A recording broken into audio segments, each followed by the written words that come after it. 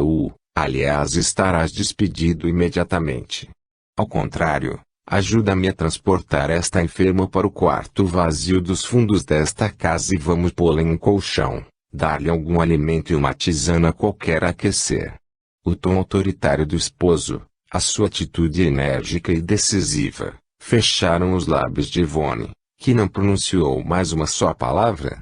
Feito o que Raul determinara, a enferma, agasalhada, ficou a repousar enquanto Yvonne, apressadamente, entrou em seu quarto, acendeu 2 velas além da habitual lamparina que ardia constantemente e, orando, implorava batendo nos peitos: Senhor, livra-me da lepra. Que eu não seja contaminada por esse mal hediondo. Não fui eu que recolhi a mulher leprosa e sim ele, o meu marido. Deve ser sobre ele o contágio e não sobre mim, que nada tenho com essa imprudência. Afasta da minha casa este perigo, meu Deus. Eu sou moça, tenho limpo a minha pele e seria horrível ver-me cheia de chagas pestilentas. Eu te prometo caminhar a pé até o alto do Corcovado, para ouvir uma missa, que mandarei rezar em louvor às tuas 5 chagas. Yvonne assim orava, quando 3 fortes pancadas soaram no aposento. Presa sob o domínio de uma força superior, Yvonne, em obediência a uma voz de comando que lhe chegou aos ouvidos, foi ao quarto contíguo, apanhou uma folha de papel, lápis e traçou as seguintes palavras, ditadas pela voz oculta. O Deus, Criador incriado, não necessita de santuários de madeira, construídos pela mão dos homens, onde acendes lâmpadas de óleo e azeite, que tem valor igual à chama da tua fé. O templo de adoração agradável ao Senhor é o coração ardoroso, cheio de amor para com Ele e o próximo. E o teu está vazio desse sentimento. Os puros de coração, os caridosos, os humildes são os agradáveis a Deus, porque cumprem aquilo que seu Filho veio ensinar ao mundo. A religião que condenas como herética, e a que guiou os passos do teu esposo, para que prestasse ao seu semelhante a caridade de que necessitava nesta hora. Enquanto ele, o adepto do espiritismo, acolhe a leprosa, dá-lhe agasalho, mitiga-lhe a fome e lhe trata as chagas apodrecidas, dando cumprimento assim ao mandamento do Senhor, da católica intransigente. Não só ordenas que seja expulsa do teu lar a pobre enferma, o que é horrível e desumano, como ainda vens te prostrar perante o que chamas o teu santuário, a querer comprar as graças de Deus à custa de promessas insensatas, como se a Deus pudesse o homem propor transações. Mulher, escuta-me, tu és um médium e, se atenderes a minha voz, encontrarás a verdadeira fé. Aquela que se alicerça sobre o fundamento da caridade, fora da qual não há salvação. Tens horror à lepra. Aprende, o leproso é um ser em expiação. É a lepra da alma que ele expurga, por meio de uma encarnação dolorosa. A tua religião é falsa porque te encheu de superstições abomináveis, deixando-te a alma fria e indiferente a sofrimento alheio. A religião do Cristo é de sacrifício, abnegação e amor ao próximo. Vai, associa-te a teu marido na grande obra de fazer bem sem olhar a quem. E toda vez que exercitares a caridade pregada e exemplificada pelo Cordeiro de Deus, terás em ti o amor divino. Vai. O lápis caiu da mão de Yvonne, que voltando a tomar posse de si, sem compreender o que se passara, deparou com Raul, de joelhos a seu lado, profundamente concentrado, em prece. Lê, disse ela. Raul, passando-lhe o braço em volta do pescoço, leu juntamente com ela a mensagem do Espírito. Fim da leitura. Yvonne era outra mulher. Sua alma renascera para a verdadeira fé. E abraçando com ternura o esposo, Yvonne foi postar-se à cabeceira da enferma. Lisete. Minha mãe, conversava um dia Lisete com sua mãe, enquanto esta concluía um lindo bordado a matiz. Não estou contente com a minha professora. Porque minha filha, sendo ela uma moça tão prendada, tão criteriosa e boa, não estás contente com ela. Bem de forma contrária fala tua professora a teu respeito, pois te considera uma das suas melhores alunas. Mas mamãe, Eu não disse bem o que quero dizer. Vou explicar-me melhor. A minha professora ensina a gramática, a leitura, o ditado, as contas, tudo muito bem, mas... E o que queres tu mais, filhinha? Na tua idade isto é bastante. Escuta, mamãe, eu não estou contente porque eu peço explicações que ela não quer me dar. Ainda outro dia perguntei-lhe se há habitantes na Lua, no Sol, nas estrelas, ou nos planetas, porque papai já me ensinou a diferença entre estrela e planeta, e ela negou-se a me responder. Disse-me apenas que estrelas e planetas são outros tantos mundos, e quando lhe perguntei quem mora lá, ficou muito séria e ordenou-me que não pensasse nestas coisas, e fez bem. Minha filha, uma menina de 10 anos não deve fazer questões desta ordem. Mas mamãe, eu quero aprender. Basta, Lisette, tua professora tem razão. Não insistas. Lisette era uma encantadora criança, inteligente e meiga, cuja maior ambição era aprender aquilo que qualquer mestra não lhe podia ensinar. O céu azul, os astros, a profundez do infinito, a preocupavam. Os mestres que não estudam a alma das crianças e lhes fazem calar todas as perguntas, não fazem bem. Habituadas ao estudo dos livros escolares, limitam-se a dar lições sobre eles, não permitindo que o espírito da criança aspire alguma coisa fora do que está escrito naquelas páginas impressas, que a criança tem sob as vistas. A criança pouco inteligente acomoda-se facilmente a esse modo de estudar, tanto mais que o seu maior desejo é ver terminada a hora da lição, mas as crianças como Lisette, não se satisfazem com isso, porque aspiram muito mais. A nossa Lisette olhava para o céu azul, estrelado em noites escuras, buscando penetrar o mistério que o envolvia. Não podendo seus olhos físicos enxergarem lá longe, na profundez dos astros, a sua mente procurava em vão compreender as coisas de lá, e na sua simplicidade de menina boa, entendia que a professora deveria estar preparada para atender a todas as suas perguntas, não compreendendo a razão pela qual se recusara a fazê-lo. Lisette continuou a frequentar o colégio, dando boa conta dos seus estudos, mas nunca mais interrogou a mestra sobre a habitação dos mundos. Uma noite teve um sonho. Estava ela a brincar numa verde relva, que mais parecia um imenso tapete, estendido sobre enorme extensão de terreno. Entretinha-se a endireitar a fieira do seu peão cativo, quando surgiu repentinamente em sua presença um caboclinho, todo prazenteiro, que lhe falou assim: então, Lisette, não queres mais aprender sobre as outras habitações celestes? E que sabes tu delas? Interrogou a menina. Muita coisa, e te contarei, se quiseres. Conta lá. Eu moro num lugar longe daqui, onde tudo é verde, tudo é belo, tudo é bom. Eu não sou da terra. Como? Tu não és da terra. De onde és então? Do plano onde vivem os espíritos como eu. Eu sou um habitante de outro mundo. Queres tu levar-me a visitar o teu mundo? Ah! Isso eu não posso. Mas há quem possa fazê-lo. Tu ainda és muito menina. Quando fores uma moça, alguém te levará a ver nossa habitação. Deveras? Sim, deveras, e não te esqueças do que te estou a dizer hoje. Há de chegar o dia em que me verás, lá onde eu moro, e então hás de ver como é bela a minha morada, minha só, não, que lá estamos muitos. Como te chamas? Eu?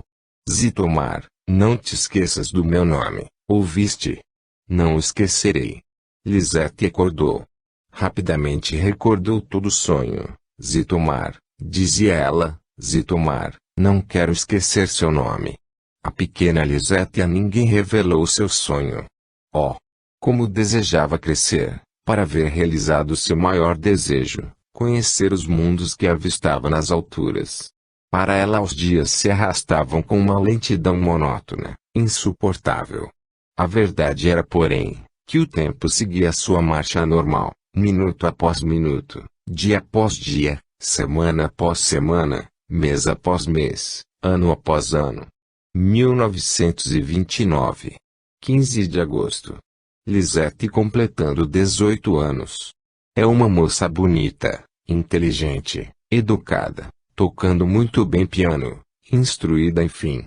A grande festa em casa, um jantar dançante. E Lisette recebe muitos presentes, flores, prendas diversas, ofertas das suas inúmeras amigas. Reina a alegria. Ao terminar a soirée, o relógio bate as 2 pancadas da madrugada. Recolhem-se todos aos seus lares, levando as mais deliciosas recordações da festa. Em seus aposentos a gentil aniversariante prepara-se para dormir. Mas as lembranças suaves da noite enchem-lhe o cérebro, e, embora satisfeita, a agitação em que se encontra não a deixa conciliar o sono. Lisette ouve bater às 3 horas da manhã, em seguida à meia hora das às 3h30. O sono não vem. Súbito, uma voz no silêncio da noite, se faz ouvir: Lisette, cumpre-se hoje a promessa de Zitomar. E a moça divisou uma forma branca aureolada de luz. E a voz se fez novamente ouvir: Vamos, Lisette, Zitomar te espera em sua morada. Lisette, sem compreender como, seguiu a linda aparição, que passando-lhe um braço em volta da cinta, partiu em voo seguro pelo espaço em fora.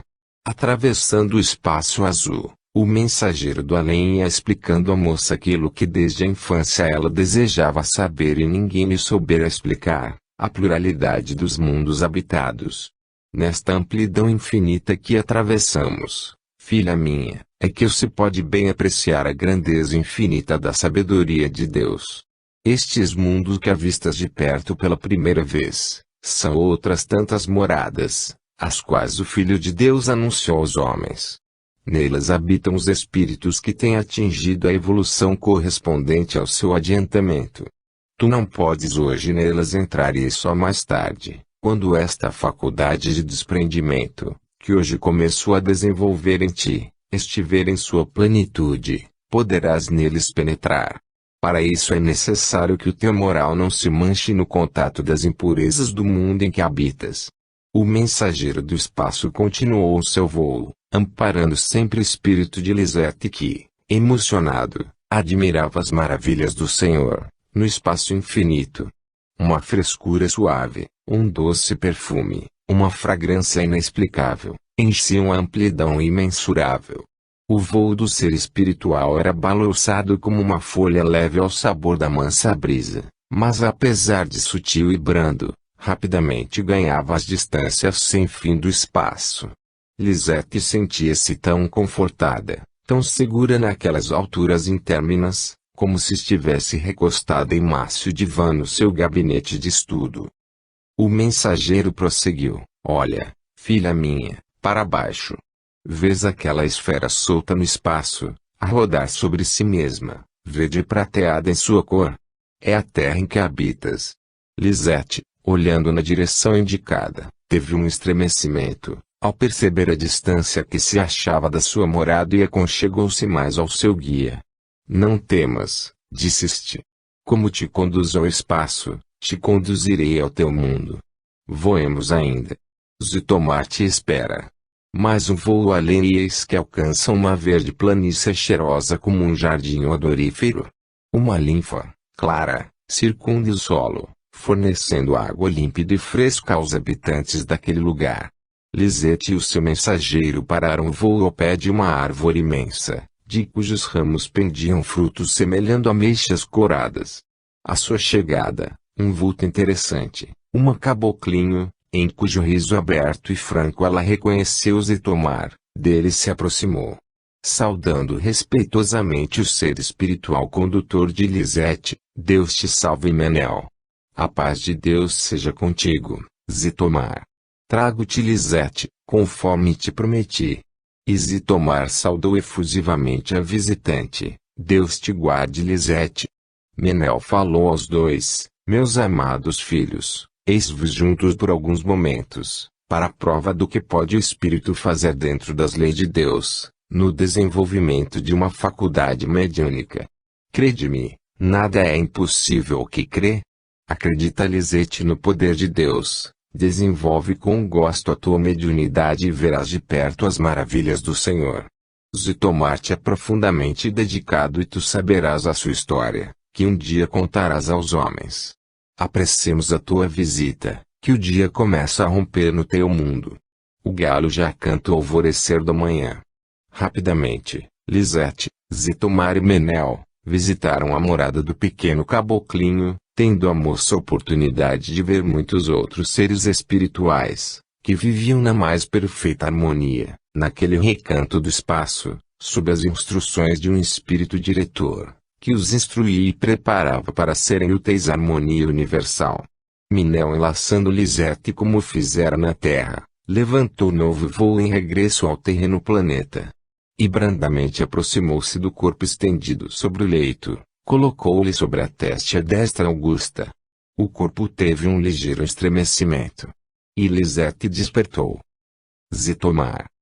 O número dos que ainda hoje se submetem ao domínio execrável do fanatismo ainda não é pequeno, mas nem por esse fato as doutrinas pagãs ganharão vitória. O paganismo tem sido em todas as épocas o escravizador da liberdade das consciências e conseguintemente das almas. Quem não tem conhecido as narrativas emocionantes dos crimes praticados pelas seitas pagãs, na antiguidade, contra criaturas indefesas, mulheres especialmente crianças? Quem não conhece o horror dos sacrifícios pagãos, na adoração de seus ídolos monstruosos? E a prática de seus costumes bárbaros, obrigando ao casamento meninas em tenra idade, verdadeiras vítimas de seus hediondos maridos, os quais nem pela morte as deixavam livres, pois eram queimadas vivas ou enterradas vivas com eles. Nessa época cruel, quando dominavam esses costumes atrozes, viveu na Pérsia uma linda moça filha de um grande potentado, a qual, desposada aos 11 anos com um homem de quem tinha horror, pela má catadura, passou uma vida de torturas horríveis, nas garras do seu terrível senhor. Por morte deste, acontecimento súbito que mais veio aumentar a sua tão grande infelicidade, foi ela condenada a ser enterrada viva com o cadáver do tirano, em holocausto à sua memória. Um jovem escravo índio, que amava ardentemente a infeliz menina, deliberou, à custa e embora do seu próprio sacrifício, salvar a inditosa viúva, tão barbaramente condenada ao terrível suplício. E à noite, ludibriando as sentinelas por meio de bebidas narcotizadas, conseguiu raptá-la, conduzindo-a a um lugar ermo, onde habitava um seu amigo de infância, que para livrar-se da sanha de seus inimigos se transformara em sacerdote egípcio, vivendo em solidão, completamente separado do convívio dos homens. Ali chegando, confiou-lhe a pobre viúva, desta forma salva do terrível suplício, a que estava condenada. Não lhe era possível, porém, permanecer ali, porquanto somente uma pessoa permitiam os costumes daquela gente fosse entregue à guarda dos sacerdotes, e desde o instante em que fosse descoberta a permanência de mais uma naquele retiro, ambos seriam aprisionados e mortos. O jovem escravo voltando, depois de deixar a moça em segurança, foi agarrado e sacrificado vivo, em substituição ao seu holocausto. Acompanhemos a trajetória do jovem escravo, espírito desencarnado de forma tão trágica. Fechadas as paredes tumulares, produzida a asfixia, o pobre cativo com pensamento fixo na eleita do seu nobre coração, expirou feliz por sabê-la livre do horrendo martírio. Ele suspenso no espaço azul, além da terra. Braços amigos o rodeiam, despertam-no, amparam-no, felicitam-no. Atordoado ainda, sem compreender o porquê do que se passa, ele circunvagando os olhos em torno de si, interroga, na expressão vaga de sua fisionomia assustada. E uma voz doce, assim falou: "Bem, meu amigo, bem, venceste a etapa, ganhaste a partida. Não te recordas, amigo? Quando daqui partiste levaste o compromisso de saldar enorme dívida, o que fielmente cumpriste, sacrificando-te em lugar daquela quem uma vez sacrificaste. Recordas-te, Zitomar? Eras no passado um tirano, cujo único prazer era ver correr o sangue inocente. A tua crueldade tornou-se em ti um hábito desordenado. Esta, por quem agora te sacrificaste, foi outrora tirada por ti nos braços do gigantesco Moloch, ídolo de latão, de forma humana, e cabeça de touro, cujos braços estendidos para frente eram destinados a receber as vítimas que deles rolavam para a fornalha ardente, onde pereciam queimadas, enquanto os tambores e as trompas faziam um barulho ensurdecedor, para abafar seus gritos lancinantes. Zitomar teve um arrepio de horror. A voz prosseguiu: não temas, Zitomar, resgataste o teu hediondo crime. Tua alma está limpa dessa negra mancha. A lei de Deus te permitiu esta reparação e agora vais entrar em uma fase de repouso necessário ao teu espírito que, em seguida, começará a sua ascensão na escala do progresso. Vem comigo. O espírito do bem conduziu Zitomar ao lugar destinado ao seu repouso temporário. Era um lugar todo tapizado de verde relva e matizado de flores mimosas, de perfume doce e suave. Pássaros em abundância, árvores frutíferas, água cristalina, ambiente embalsamado de suavidade. Lá se encontrava uma imensidade de seres desencarnados, sob a direção do venerando espírito, que lhes ministrava sábias lições de caridade e amor. O espírito do bem, aproximando-se do diretor espiritual, assim falou: Deus te salve, Lumen. Deus te salve, Menel. Aqui te trago mais um remido, necessitado da tua caridade. Aproxima-te, filho. Zitomar aproximou-se. E o diretor espiritual, chamando a si, reuniu todos os seus educandos, religiosamente fez uma prece ao Deus Altíssimo, Criador incriado, que facilita e deseja a reabilitação de todos os espíritos, pela lei das vidas múltiplas. Fim da prece. O espírito Lumen, dirigindo-se a Menel, disse-lhe: louvado seja o Senhor. Façamos-lhe o banho fluídico. E Menel, tocando uma mola oculta, fez cair sobre Zitomar uma chuva miúda de fluidos multicores, que lhe retemperaram as forças e lhe normalizaram as faculdades. Menel, saudando, retirou-se.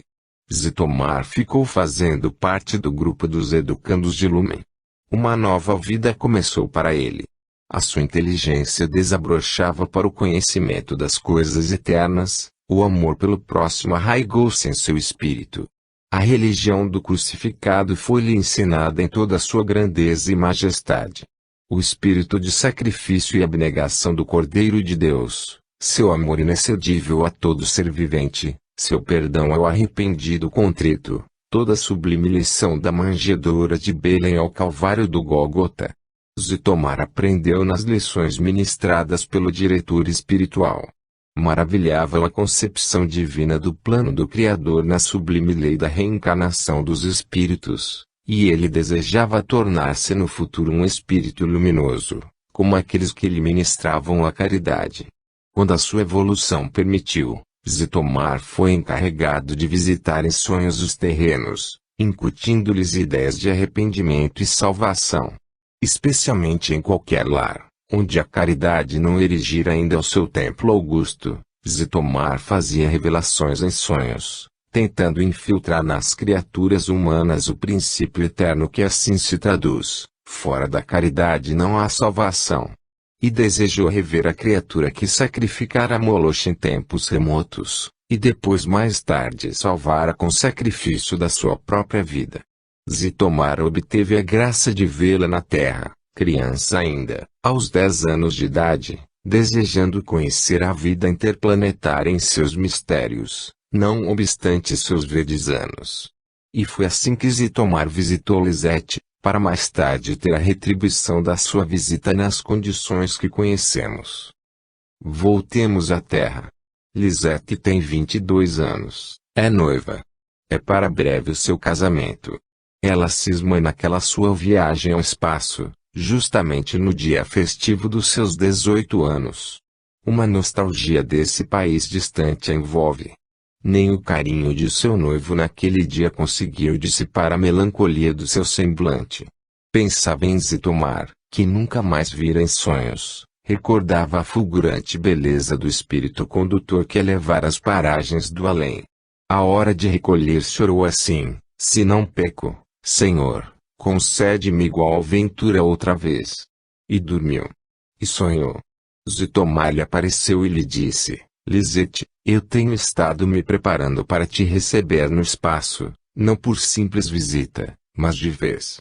Tu virás para nós, porque do além é que poderás desempenhar a missão que te está reservada. Adeus, voltarei no dia da tua partida. Prepara-te. Lisete despertou certa de que a sua vida terrena em breve estaria terminada. Zitomar partiu para sua morada. 8 meses depois ele de volta à terra. Lisete agoniza em seu leito de morte. Pálida, extremamente pálida, olhos cerrados, seus lábios já não se abrem senão para dar passagem à respiração opressa, que é o estertor dos moribundos. Zitomar se aproxima do seu leito e sussurra qualquer coisa ao seu ouvido. Lisete abre os olhos. Um sorriso feliz lhe ilumina o semblante, enquanto estende os braços para Zitomar. E partiu com ele. Josué. Josué era um menino de 9 para 10 anos, filho de pais pobres, operários de fábrica de papel. Não tinha irmãos. Frequentava a escola pública, onde aprendia os primeiros rudimentos do nosso idioma.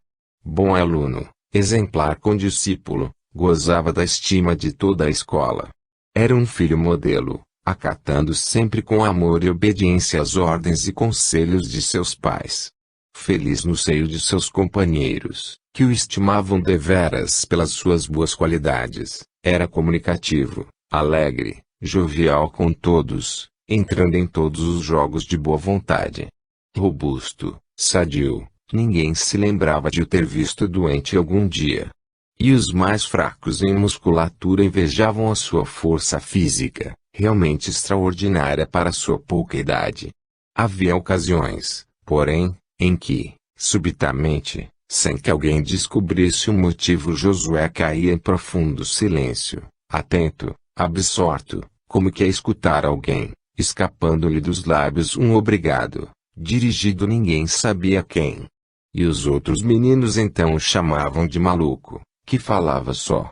Josué sorria e nada lhes respondia, voltando então ao seu natural bom humor. Uma vez projetavam os pequenos subir ao alto de uma árvore, para colher frutos, e Josué associou-se aos amigos. Correram desabaladamente até o fundo da chácara, onde se encontrava a majestosa mangueira. Mas, eis que ao alcançarem o ponto terminal da carreira, Josué cismou e declarou aos companheiros: Não subo, nem vocês devem trepar. Olha o bobo, gritou um, já viesta com os teus enigmas. Sobe-se, sim. Josué cismou novamente e repetiu: Não subo nem vocês devem trepar. Pois não subas tu, eu subo, que não sou cismado como tu. Se tu trepares a mangueira, te sucederá algum mal. Ora Josué, deixa-te de cismas, tu tens cara de falar com o diabo. Mudas tanto de um instante para outro. Arreda, sai daí, que eu vou subir e apanhar mangas para nós todos. E o menino agarrando-se à frondosa árvore começou a subida. Mas eis que, repentinamente, precipitou-se do alto da mangueira ao solo, na queda partindo o braço direito. Um galho da mangueira, a que ele se segurara, estava quebrado e dera origem ao desastre. Desde esse fato todos os meninos obedeciam a Josué em todas as brincadeiras. E se Josué cismava e proibia qualquer travessura, ninguém ousava desobedecer. Estas cismas de Josué chegaram aos ouvidos do professor, que não ligou-lhe importância. Seus pais igualmente não cuidaram merecer valor às cismas de Josué. Uma noite o menino acordou aflito e resolutamente correu a bater no quarto onde dormiam seus pais. Papai, gritou ele, há fogo nos armazéns da fábrica, é preciso lá ir. Tu estás louco, menino, acordando-nos esta hora, vai deitar-te. Terá tido um pesadelo, aventurou a mãe. Vai dormir, meu filho, isto é sonho. Não, papai, tenho certeza, há fogo na fábrica. Josué, deixa-nos em paz, olha que te seguro, são 2 horas da manhã, papai, não insistas. Cuidas que eu sou idiota, arriscando-me a pilhar um resfriado por aí afora, para nada? Como poderias tu enxergar fogo nesta distância? Vai dormir, anda Josué. Josué retirou-se para o seu quarto, mas não pôde sossegar. Novamente cismou e rapidamente tomou uma resolução. Abriu a janela, pulou para fora e correu a bom correr até a fábrica de papel dos patrões de seu pai, e, tomando de uma pedra, bateu fortemente na porta da residência do porteiro, ao lado da fábrica. O velho Anselmo acordou pressuroso. Que queres tu, pequeno? Aconteceu-te alguma desgraça lá por casa? Nada, nada, senhor Anselmo. Venho avisá-lo de que há fogo no interior da fábrica. Olhe, já se sente o cheiro do papel queimado. O velho Anselmo, sem perda de tempo, pulou para fora da casa e, sentindo efetivamente o cheiro de queimado, deu alarme, acudindo os vigias que, com o concurso das bombas e borrachas, conseguiram abafar as chamas, depois de grande luta contra o fogo. Josué, vendo o perigo dominado, voltou de carreira para casa e meteu-se na cama, sem ser pressentida sua fugida pelos pais. A surpresa destes foi grande, quando souberam de todo o ocorrido. Pondo em confissão o filho, forçaram-no a dizer como previr o incêndio. Josué limitou-se a dizer: Papai, eu cismei e lhe avisei. O senhor não quis acreditar.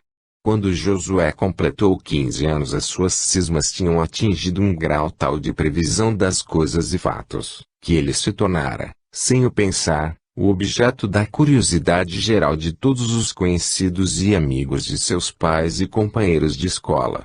As suas inspirações em momentos difíceis eram sempre acertadas e os próprios anciãos, pelos anos experimentados, não tinham dúvida em consultá-lo, ouvindo com religiosa atenção as suas considerações e conselhos. Um cavalheiro residente naquela localidade, desejando fazer uma grande viagem por mar, foi avisado por Josué de não fazer tal e não partiu.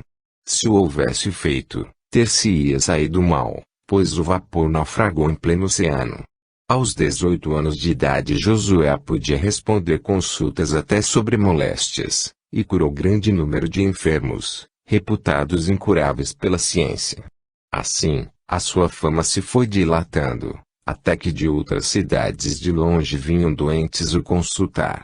Levantou-se então entre os interessados uma perseguição atroz contra Josué, a quem taxaram de charlatão. A ciência exigia um paradeiro às curas que ele praticava, alegando ser privilégio da medicina o tratamento das moléstias. Até que um dia Josué foi chamado a explicar como praticava tais coisas, ao que ele, na sua simplicidade, respondeu: pouco vos posso afirmar, porque eu próprio não entendo estes mistérios, para o qual nunca procurei explicação, a falta de conhecimentos que me pudessem auxiliar.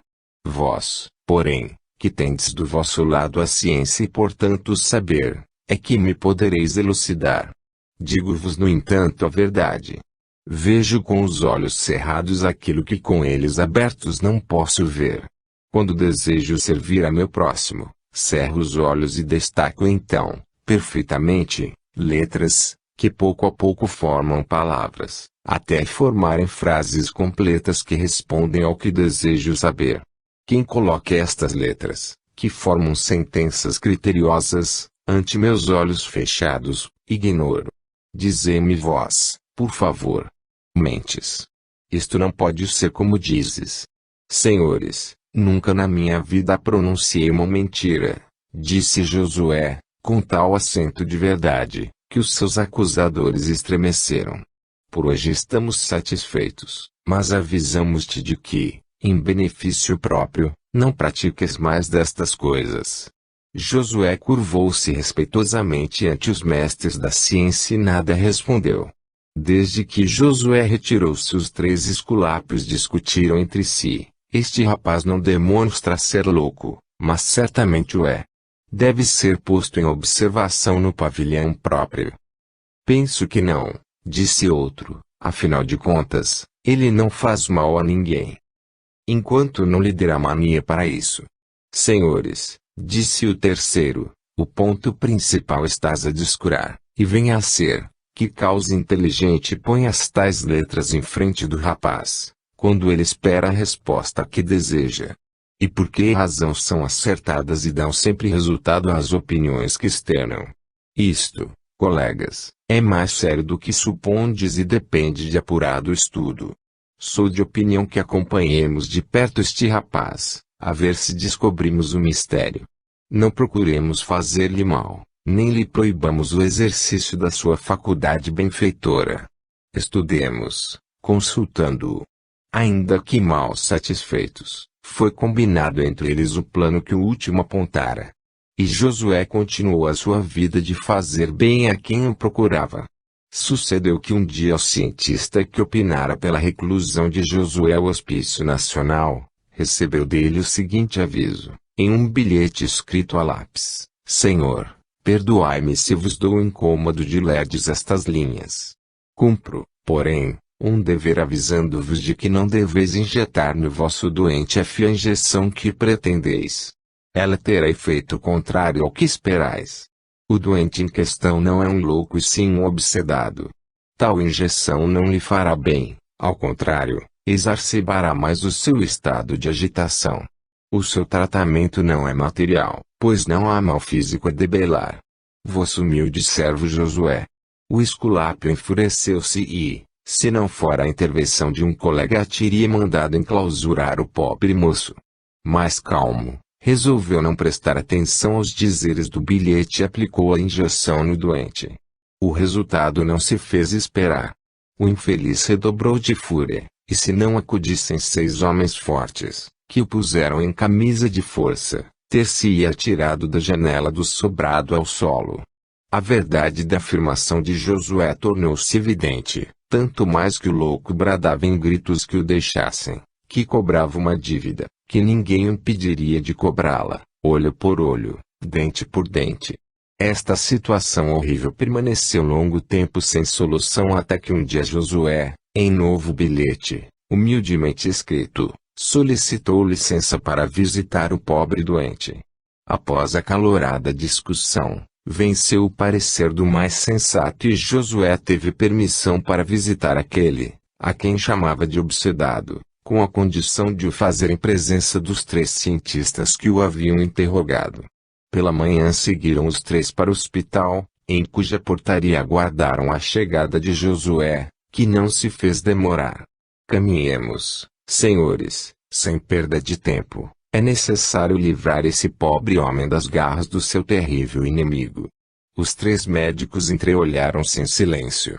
Caminharam todos para o local, onde o infeliz louco vociferava em fúria tremenda. A chegada dos 3 médicos invectivou-os em frases desconexas, mas hediondas, atirando-lhe a fáscicos paradas, que não os atingiam porque a grade de ferro os separava, e eles tinham cuidado de se manter à distância. Subitamente, o louco enfurecido estacou. Seu olhar desvairado tomou expressão diferente e fixou-se em Josué, que se aproximara da porta de grades. Josué silencioso olhava-o com doçura, fazendo no ar passes com ambas as mãos. 2 minutos decorreram. Posso entrar, meu amigo? Interrogou Josué. O homem cravou em Josué um olhar de súplica e respondeu em soluços: Não me abandones. As 3 testemunhas desta cena emocionante estavam pasmas. Josué penetrou no cárcere do recluso, dele se aproximando, tirou-lhe a camisa cruel, abraçou-o com ternura e fez-lhe uma série de passos sobre todo o corpo, ordenando em seguida que lhe dessem um caldo, que o pobre homem engoliu com avidez, sendo em seguida transportado para um quarto arejado e limpo, onde em cama confortável caiu em profundo sono. Josué se manteve a seu lado e, de olhos cerrados, recebia as instruções para o completo restabelecimento do enfermo. À noite desse dia, reunidos os 3 médicos e mais Josué, longamente conferenciaram sobre a ciência dos espíritos, tão descurada pela ciência material, que tem olhos mas não quer ver a grandeza das forças eternas que regem o universo. E aprenderam que, assim como o Sol atravessa as brumas que envolvem a Terra, assim o Sol do Espiritismo esclarece os mistérios que o homem sem fé não pode resolver. Grace. Esta história começa em 1914, Quando a Europa era dolorosamente sacudida em seus alicerces pelo choque formidável da tremenda pugna, que tantas vidas ceifou, banhando de sangue e de lágrimas as suas opulentas nações. Estamos em uma aprazível vivenda, deliciosamente metida entre folhagens verdes, recendentes de úmido aroma. Uma família composta de pais e 2 filhos, um rapaz e uma jovem loura como uma espiga de trigo maduro, tomam chá, enquanto conversam sobre os acontecimentos que decorrem. É assim, meu irmão querido, todo o meu ser é voltado para o além, para esse poder soberano, único capaz de salvar o mundo dessa medonha precipitação em que se encontra, para o abismo da descrença. A guerra atual prova a falência completa das religiões. Esse espetáculo pungente de ruína e morte é a consequência da falta de fé na humanidade, é o orgulho humano procurando implantar o seu domínio brutal, pisando aos pés as leis imutáveis do Criador. Pensa em Deus, meu irmão, não consintas que o ódio pelo inimigo consiga manchar a tua alma forte, talhada para o bem. Mas, Grace, eu tenho de partir, eu sou soldado, o dever me chama, a honra me obriga. Sim, meu irmão. Nunca esqueças, porém, de voltar as vistas para esse além luminoso, a pedir paz para a terra, sem distinção de povos, raças, ou crenças. Não permitas que os sentimentos generosos do teu espírito sejam jamais sufocados pelo fumo das paixões, e tem sempre diante de ti o lema sagrado: amarás a Deus sobre todas as coisas e ao próximo como a ti mesmo. Bem conheces o ideal que a minha alma abraça com fervor. Sou um espírita e, como tal, sei que o nosso corpo é a prisão temporária do espírito. Não te admires, pois, de te incitar sempre a erguer os olhos para o alto. É de lá que baixam as grandes inspirações, que vêm aumentar o nosso cabedal de riquezas espirituais. Nunca vejas em homem algum inimigo, somos todos irmãos, filhos do mesmo Deus e Pai. E apesar de tudo e em qualquer circunstância da vida, fazes sempre o bem. Grace querida, muito me pedes. Conheço o alcance da tua fé e creio igualmente nessa vida infinita, de que sempre me falas. Mas, sou homem e sou soldado. Tenho um dever a cumprir. Ora tu por mim e pede a Deus que a tua inspiração me guie, sempre que um obstáculo ao cumprimento do preceito que me aponta surge diante de mim. Sê tu meu anjo salvador. James, meu irmão, meu pensamento te acompanhará sempre. Parte. Vai. Não prolonguemos mais a nossa conversação. Penso já ter dito bastante. Os 2 irmãos beijaram-se afetuosamente e em seguida, depois de pedir a benção de seus velhos pais e abraçá-los com ternura, James partiu. É precisamente nas horas angustiosas da vida que se faz sentir a eficácia da verdadeira fé. Grace, vendo partir o irmão estremecido, volveu os olhos para os amargurados pais, que, resignados, viram partir o amado filho com os olhos marejados de lágrimas e o coração opresso pela dor. Mamãe, papai, disse ela, antes de vos entregardes aos padecimentos de uma dor sem limites, aproximai-vos da cruz de Jesus e, diante dela, a vossa vos será mais leve. Entregajamos a Deus, como eu já o fiz, e tende confiança nele.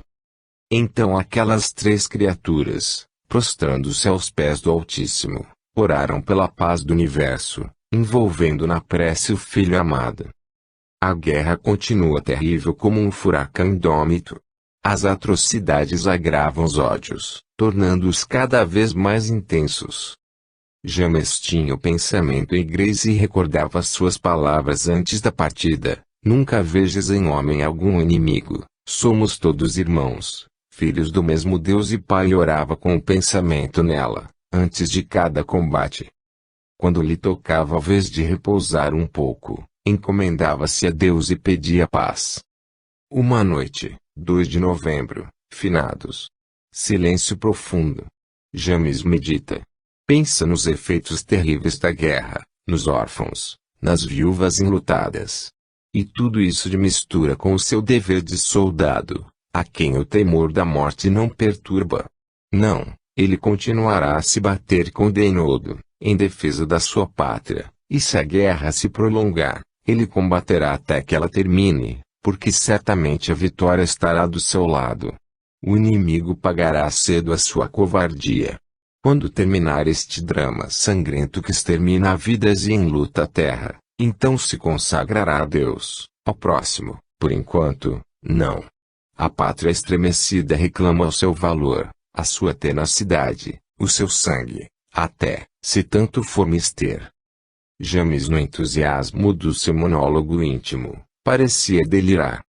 A lua no firmamento ia fazendo o seu caminhar poético, vagaroso. E a branca luz do luar, alguém se avizinha.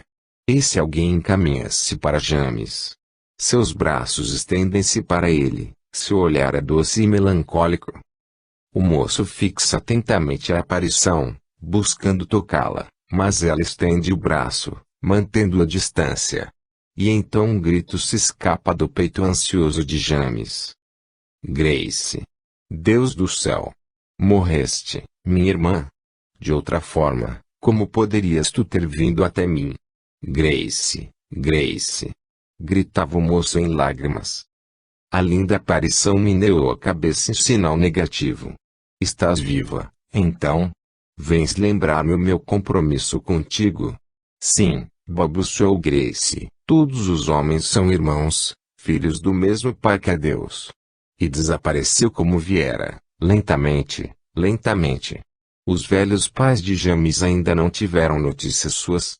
Resignados suportam a saudade, confiando em Deus e esperando sempre. Pela manhã, Grace, como de costume, vem abraçá-los, pedir-lhes a benção, com o carinho habitual. James está bem, disse ela, estive com ele esta noite. Como filha, que dizes? Sim, Deus permitiu-me conhecer mais um degrau da vida física. Minha alma, destacando-se do seu invólucro corpóreo, foi ao encontro do nosso querido, a trincheira. Viu e ele me viu. Deus seja louvado, repetiram os dois velhos a um tempo. E num abraço, as frontes encanecidas encostadas uma à outra, os velhos pais de James renderam graças ao Criador pela sua misericórdia para com os pobres filhos da terra. A guerra continua sua carnificina. James, na linha de frente se engrandece, no ponto de vista humano. É um bravo. Mas dentro do seu íntimo soa constantemente a prece em favor dos que caem no campo de batalha, amigos ou adversários. No mais aceso da luta ferido cai encomendando a Deus a sua alma. Noite alta. Acampamento da Cruz Vermelha. Enfermeiras vela a cuidar dos feridos, talvez moribundos. James parece dormir. Tem os olhos cerrados, a cabeça envolta em gaze. Uma enfermeira aproxima-se do seu leito. Toma a temperatura e pinga-lhe entre os lábios algumas gotas de uma poção receitada pelo médico. Uma outra aproxima-se igualmente do leito de James e interroga a companheira. Febre alta. Sim, acima de 40. É forte, talvez possa resistir. Duvido muito. O ferimento é de natureza grave. Pobre moço, tão belo, tão jovem, tão bravo, cada vez mais odeio a guerra. Quem vem ali? Interrogou a primeira. Onde? Ali, olha, esquisita coisa, parece vir de cima. De fato alguém se aproximava. As duas moças esperaram, um tanto assustadas. O vulto deslizou por entre os leitos e, chegando perto de James, fez com ambas as mãos uns sinais no ar, deixando cair o que quer que fosse sobre a cabeça do rapaz. As duas enfermeiras, sem palavras nos lábios, sentiram-se dominadas por uma força desconhecida. Os lábios do moço deixaram escapar um suspiro e uma frase proferiram mansamente. Grace, Deus te pague. O vulto, jogando um beijo às duas moças enfermeiras, desapareceu como viera. Dia imediato. James amanhece sem febre, o que causou admiração ao cirurgião assistente.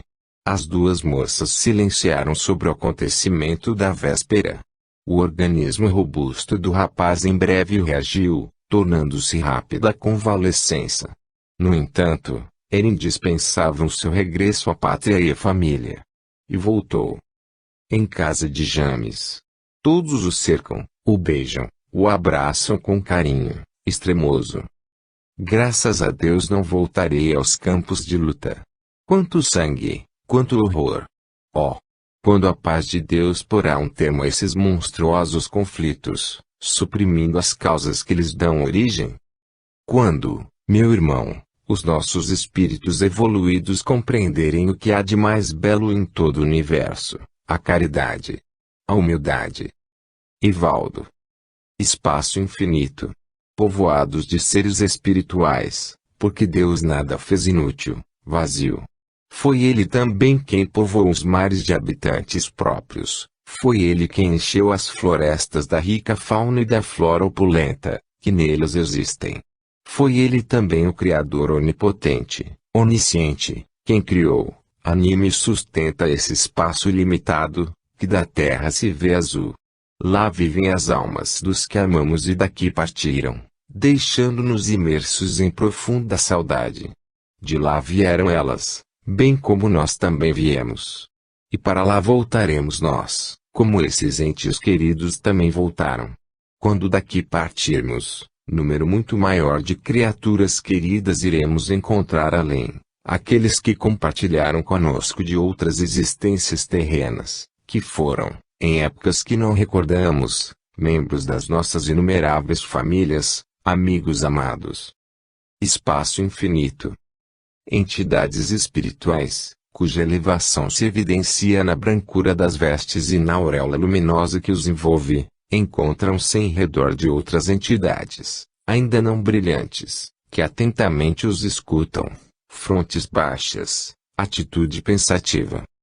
Desferindo vibrações, que simulam palavras, os seres luminosos, de deslumbrante alvura, dirigindo-se àqueles, que com humildade os escutam, assim expressam seus pensamentos. Queremos fazer por vós, irmãos amados, aquilo que por nós já fizeram os nossos guias no passado. E desentrar novamente na matéria e continuar vossa carreira. Arrastais conosco um passado cheio de culpas, que necessitais redimir. Para isso a vontade é elemento primordial. Ao serviço do espírito, ela pode energicamente dominar a matéria e realizar as resoluções, que o arrependimento dita ao espírito consciente. E de sofrer, vós o sabeis. Mas, quantos rios de lágrimas já fizeste escorrer na terra? Tu, quantas criaturas humanas induziste ao suicídio, pelo desespero que causaste em suas almas? Tu, quantos lares desfizeste, para satisfazer a tua concupiscência? Tu, quantas virgens sacrificaste à tua libertinagem, abandonando-as à mais cruel desdita? Tu, quantas consciências corrompeste com o poder do teu ouro, enquanto te era indiferente a nudez e a fome do desgraçado? Tu, que fizeste do direito do órfão e das viúvas, que expoliaste. Tu, nem poderás contar o número de vítimas inocentes, cujo sangue fizeste derramar, enlutando corações, que desferiam gemidos, apelando à tua clemência. Em vão. Vós, quantas vezes fostes traidores, déspotas, assassinos, perjuros, roubadores da honra alheia, devassos, desafiando com horror dos vossos crimes a justiça divina. Os seres inferiores ouviam, mergulhados em profundo recolhimento, a resenha dos seus grandes pecados. As vibrações prosseguiram. O Todo-Poderoso, meus amados irmãos, é vosso Pai e vosso Deus. Alentai-vos e não desanimeis. A toda alma, ainda mais vil e pecadora, um futuro nobre e elevado espera. Nós pleiteamos e vós igualmente o deveis fazer, a vossa reabilitação. A palavra do Mestre é: há mais alegria no céu por um pecador que se arrepende do que por 100 justos que não necessitam de arrependimento.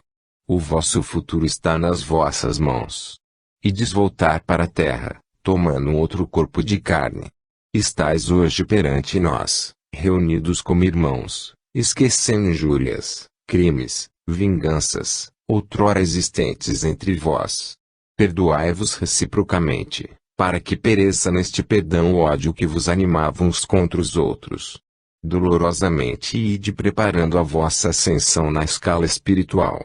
Não ingressareis todos na mesma família, mas a contingência da vida material e a tarefa que ides desempenhar, possivelmente vos encaminharão para perto uns dos outros. Que esse encontro seja favorecido pelo propósito firme de jamais vos desviardes dos compromissos que hoje assumis perante Deus, não permitindo que acordem os sentimentos inferiores do passado, que vos desviem da rota que traçamos nesta hora em que ides voltar ao presídio carnal. Uma expiação coletiva será o final da vossa próxima encarnação. Recebei a nossa benção em nome de Deus e, todas as vezes que a tentação do mal vos assaltar, elevai a Deus vosso pensamento e correremos a vos sustentar na luta, para que possais vencer. Fluidos benéficos foram fartamente distribuídos sobre aqueles espíritos destinados à reencarnação e, em seguida, amparados pelos seus guias, cada um esperou a sua vez de voltar à Terra. O espaço infinito não tem limites. Nele o tempo igualmente é ilimitado. Rapidamente passa e eternamente continua, como um eterno dia. Volvamos à Terra, onde se inicia o ano de 1875.